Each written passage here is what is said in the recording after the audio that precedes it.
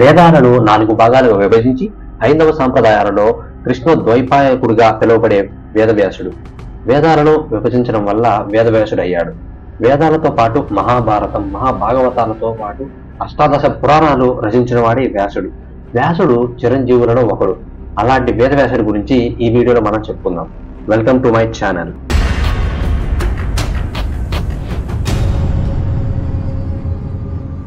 పూర్వకాలంలో చేది రాజ్యాన్ని వసువు అనే మహారాజు పరిపాలన చేస్తూ ఉండేవాడు. ఒకరోజు వేటకు అడవికి వెళ్లిన రాజు ఆ అడవిలో మునుడు తపస్సు చేయడం చూసి తాను తపస్సు చేయడం ఆరంభించాడు.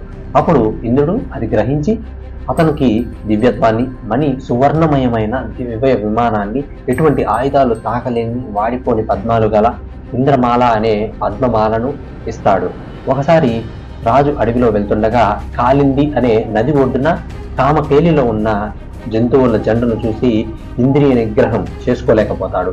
అతని రేతస్సును అదే నదిలో చేప రూపంలో ఉన్న అద్రియ అనే దేవకన్య స్వీకరిస్తుంది. ఆ చేప గర్భం దాల్చింది. కడుపుతో ఉన్న చేప ఎటు కదలలేక చేపలు పడుతున్న బెస్తవారి వల్లకు చిక్కుంది. బెస్తవారు ఆ చేపను ఇంటికి తీసుకువెళ్లి పోయగా 2 శిశువులు బయటపడ్డారు. మగ శిశువును బెస్త రాజుగా అప్పగించారు, మరియు ఆడ శిశువును మాత్రం కాళీ అనే పేరు పెట్టి తానే అల్లారు ముద్దుగా పెంచుకున్నాడు. కాళీ పెరిగి పెద్దదైంది, పెళ్లి వయసు వచ్చింది. ఆ కాళీయే ఈ సత్యవతి. ఇదిలా ఉండగా ఒకరోజు పరాశర మహర్షి కాళింది అనే నది దగ్గర నిల్చొని అవతలి ఒడ్డుకు చేరుకోవడానికి పడవ కోసం ఎదురు చూస్తూ ఉన్నాడు. అదే కాళీ తండ్రి తినడానికి కూర్చొని సద్ది మూట విప్పుతున్నాడు. పరాశరుని పడవలో చేరవేసే పనిని కూతురికి చెప్పాడు. కాళీ పడవ నడపడానికి సిద్ధమైంది. పరాశర మహర్షి పడవలో ఎక్కి కూర్చున్నాడు. కొంత దూరం వెళ్ళేసరికి ఎగసి పడే అలలు, ఎగిరెగిరి పడే చేప పిల్లలు పడవ నడిపే వయ్యారి పరాశరుని మోహం కలిగించాయి. కామోద్రేకంతో ఆమెను చేరుకున్నాడు. మునీశ్వరుని కోరికను పసిగట్టి కాలి దూరంగా జరిగింది. పరాశరుడు ఆగలేదు. పడవ చుట్టూ పొగమంచు కమ్ముకునేలా చేశాడు. కాలి శరీరం నుండి పరిమళాలు వెదజల్లేట్లు చేశాడు. నది మధ్యలో ఒక దీవిని సృష్టించేశాడు. అక్కడ వారిద్దరూ సంగమించారు. మత్స్యగంధి గర్భం దాల్చింది. పరాశరుడు ఆమెను ఓదార్చి, నీవు గర్భం ధరించిన కన్యత్వానికి ఏమీ మచ్చ ఉండదు అని వరమిచ్చాడు. నీకు పుట్టబోయే బిడ్డ విష్ణు అంశతో జన్మిస్తాడు. సద్గుణశీలుడు, సర్వ విద్యా పరాంగతుడు అయి ముల్లోకాల్లో కీర్తింపబడతాడు. ఏకరాశిగా ఉన్న వేదాలను విభాగం చేసి వాటిని సూత్ర భాషలు రచిస్తాడు అని చెప్తాడు. మహాతపస్వి, మహిమాన్వితుడు అవుతాడని దీవించాడు.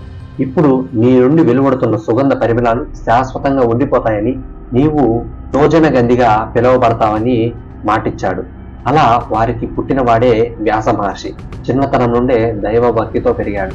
పెద్దల పట్ల వినయ విధేయతలతో మెలిగాడు. పెద్దోడయ్యాక తల్లి, నా గురించి విచారించకు, తపస్సు చేసుకునేందుకు నేను అడవికి వెళ్తున్నాను. నీకు ఎప్పుడైనా దుఃఖం కలిగినా, కష్టం వచ్చినా, లేదా నన్ను చూడాలనుకున్నా నన్ను తలుచుకో, నేను నీ ముందు ఉంటాను అని చెప్పి అడవులకు వెళ్ళిపోతాడు.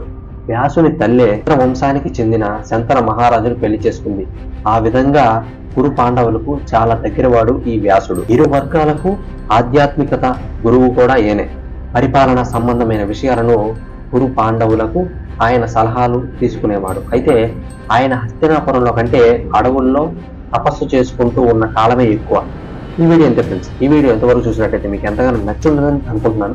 ఒకవేళ ఈ వీడియో మీకు నచ్చినట్టయితే లైక్ చేయండి. అలాగే ఇలాంటి కంటెంట్ అసలు మిస్ అవ్వకూడదు అనుకుంటే మాత్రం సబ్స్క్రైబ్ చేసుకోవడం మాత్రం మర్చిపోవద్దు. That's all for today. Thank you for watching.